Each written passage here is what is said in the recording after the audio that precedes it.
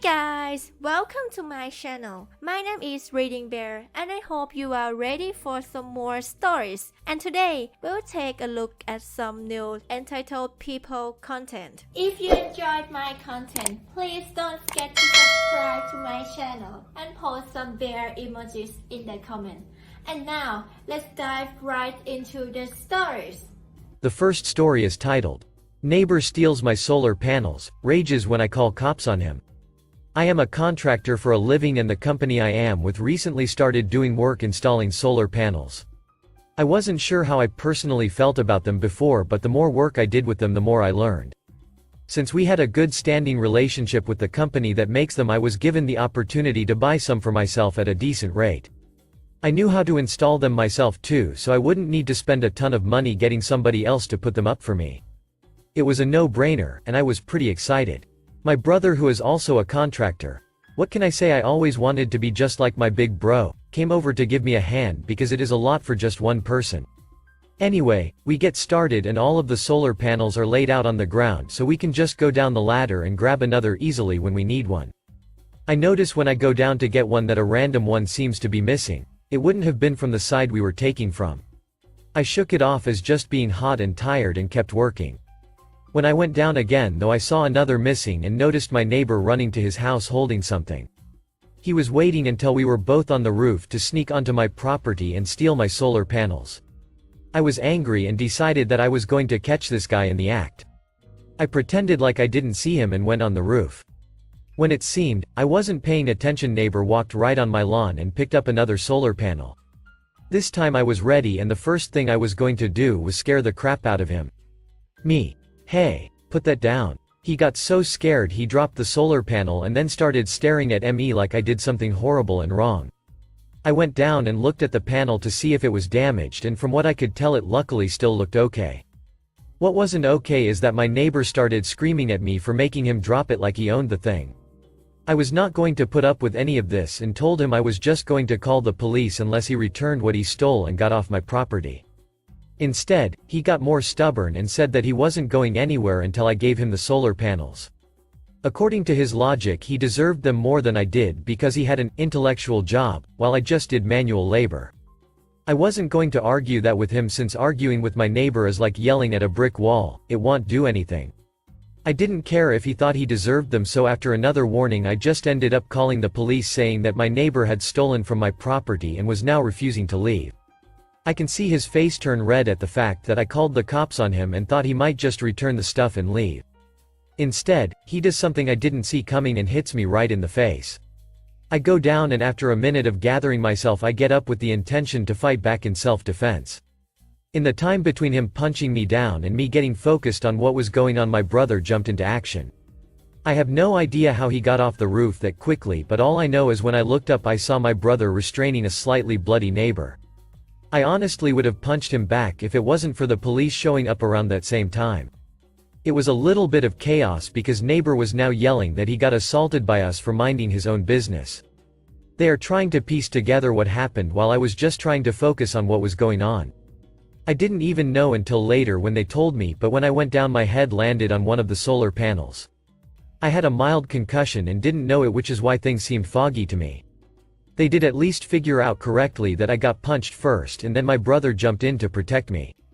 I gave my statements to the police of how he stole 2 solar panels and was trying to steal a third when I caught him in the act. Even with the police standing right there, my neighbor does not want to leave my property, claiming that he has rights and is not leaving until he gets his solar panels. They ask me if I want them to remove him off my property by force, and I tell them yes. It was sweet watching him literally be dragged off of my property as a start to his punishments. He gets a couple other charges added on in addition to the trespassing. Theft being a big one, because even though he ended up having to give them to the police, he still stole them, and I was pressing charges for him against everything I could. Finally, he was charged with assault for punching me in the face. That one I will get back to because it got a little complicated. For the trespassing and theft, he was given a ton of community service and a warning that if he went on my property again I could have him arrested. He was also going to have to pay for the 1 solar panel he dropped that actually ended up being damaged despite me thinking it wasn't. Back to the assault. I know that most of you want me to tell you about how he ended up in jail for punching me. Real life sadly doesn't always work like that. Even though the police on the scene agreed that what I said seemed like the truth, there was no way to prove it. At the end of the day, the police arrived and 2 people had been injured in a fight. We were saying he started it while he was claiming we ganged up to attack him and he was just defending himself. There was no video or any kind of evidence that showed who exactly started the fight. It might sound disappointing, but honestly the fact that my brother got to hit him a few times pretty good without getting in trouble is still a happy ending for me. He stays far away from my property now, and when he sees me seems to walk away faster. I healed up good as new and finished the solar panels on the roof of my house.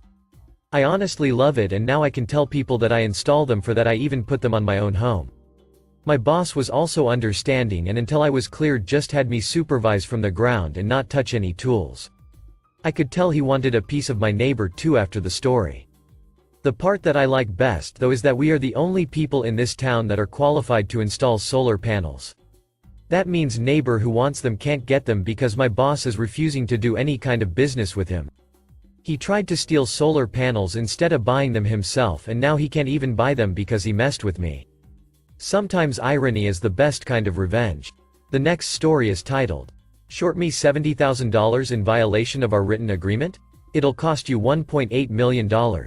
Disclaimer. The names and some of the situations have been changed to protect the identities, but the dollars and general nature of the situation is completely true.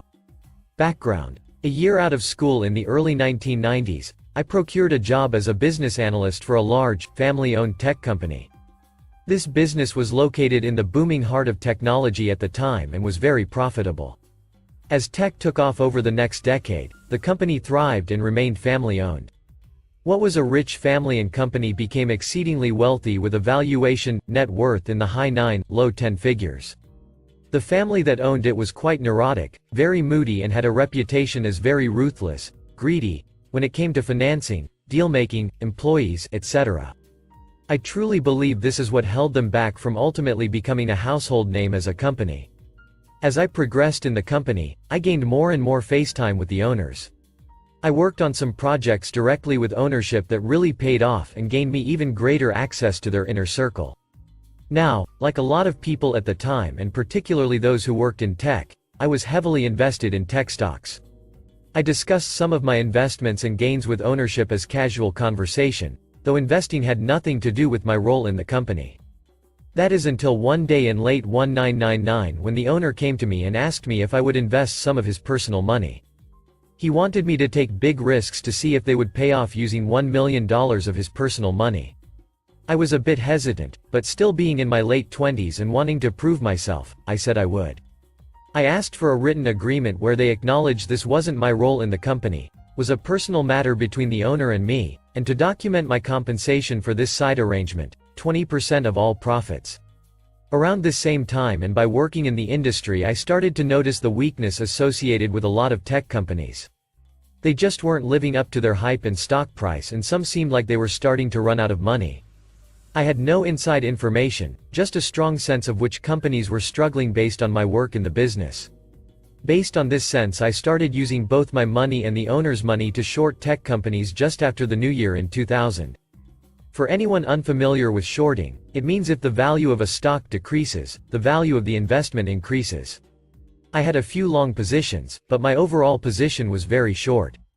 Since the owner wanted big risk and big reward, I used his money and obtained leverage or margin from the financial institution where I maintained both his and my trading accounts.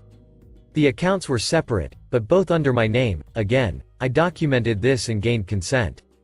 Well, both my account and his suffered some moderate losses in the first 2 months of 2000 before the bubble began to burst, and both accounts, but his in particular, began to skyrocket. Ownership's pettiness. In June, the company began to suffer a downturn. We were still profitable, but since we provided tech services and products, we were not immune to weakness in the broader market. I had not informed the owner of my short strategy. He came to me one day and asked how his money was doing, saying he suspected it was way down like the general market. To his surprise, I informed him that while we still had some money tied up in options, puts, and shorts, but based on the positions I had closed, there was $1.35 million in cash sitting in the account that belonged to him. Again, I still had a bunch of open positions which, if memory serves, were worth about $1 million on that date, but the positions I had closed had yielded $1.35 million in cash just sitting in his account, which was in my name. The owner, either through ignorance or lack of attention, said, "Great, $1.35 million. Fantastic work in this down market. Will you please wire it to me?" I responded that I would, but would be taking my 20% of the $350,000 profit, or $70,000, before wiring him the $280,000. I also reminded him I still had open positions that had yet to pay off or close, but I didn't state the amount.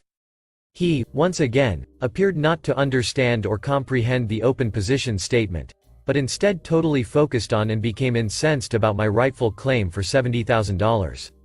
He went on and on about how times were tough, I should be grateful for a job, particularly at my young age, and the entire $350,000 was necessary for him and the company.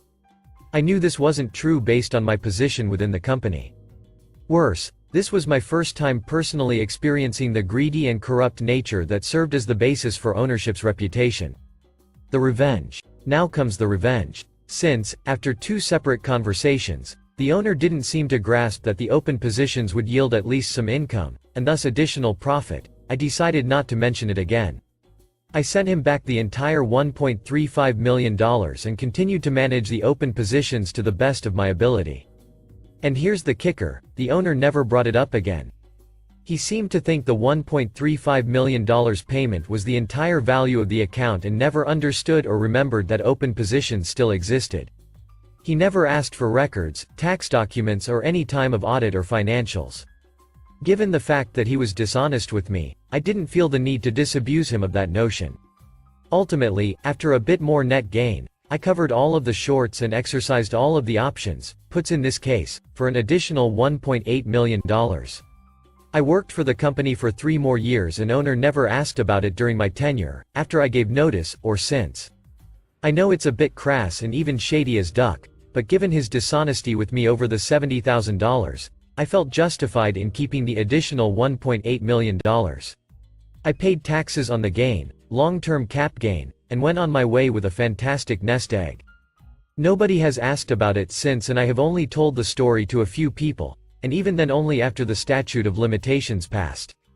The final ironic cherry on top of this sundae is that during my remaining 3 years I gained greater influence with ownership and position within the company because they considered me loyal for giving the $1.35 million back and not making too much of a stink about the $70,000 profit. Little did they know I got the better of them. The company eventually folded due to family disputes, but my understanding is that ownership walked away in very good financial position. They likely could have been a much better and greater company had they not practiced the same dishonesty that they showed me with their vendors, clients and employees. Update. There have been no negative consequences. In fact, the remaining family members have reached out a time or 2 about some consulting work. They have no clue. The last story is titled, "Fighting Back with a Rude Customer." I'm not a confrontational person, but I am more than happy to stand up for myself. I've been reading a lot of stories on here of people copying abuse and just taking it, so I figured I'd share a story that has a happy ending for the store. Working at a store that has a large online presence, we deal with a lot of customers asking us where parcels are in transit. We aren't the courier, so we aren't the people to reach out to if a parcel gets delayed, but customers do it anyway. Customers are more than capable of talking to the couriers themselves, but we still help because it's good customer service. This one customer though, he is a huge pain. He watches tracking like a hawk and will call, email us the instant there's a delay, and he buys a lot of stuff. There's also a problem with every item he purchases, but that's another story. Last Saturday, he sent us 2 emails. We are closed weekends, so I didn't see them until Monday morning. The first email was a complaint about a non-issue regarding a previous purchase, so I politely told him it was a non-issue. His second email said his latest parcel is marked as delivered, but he didn't receive it, so he wants us to investigate. Last time this happened to him, his parcel was at the post office. I had no reason to believe it wasn't at the post office again, plus it was the middle of the Christmas rush, and I had 2 no-shows for staff, so I politely encouraged him to reach out to the courier himself because I didn't have the time to do it for him. He did not like that. He replied to my email with, "Being busy is not an excuse. You've helped me before, you can help me again." All I could think was, being busy is not an excuse? What the duck? I couldn't believe what I read. Before I had a chance to reply though, he called. This is a brief transcript. I don't appreciate being brushed off like that. You guys have helped in the past, there's no reason you can't do it again. Last time, your colleague managed to find my missing parcel. Actually, that was me, I remember. Don't interrupt me, it's very rude. As I was saying, refusing to help me is terrible customer service. Also, you never replied to my first email. Actually, don't ducking interrupt me, did no one teach you manners? How daw. I will interrupt you if you make up lies about me. I will not just roll over and let you speak to me this way. You are extremely rude, let me speak to your boss. Sure, then I hung up instantly. Then he called back. I knew it was him as we have caller ID, so without even giving him a chance to talk, I pick up the phone, immediately say, he's busy, then instantly hung up again. After that, I replied to his email.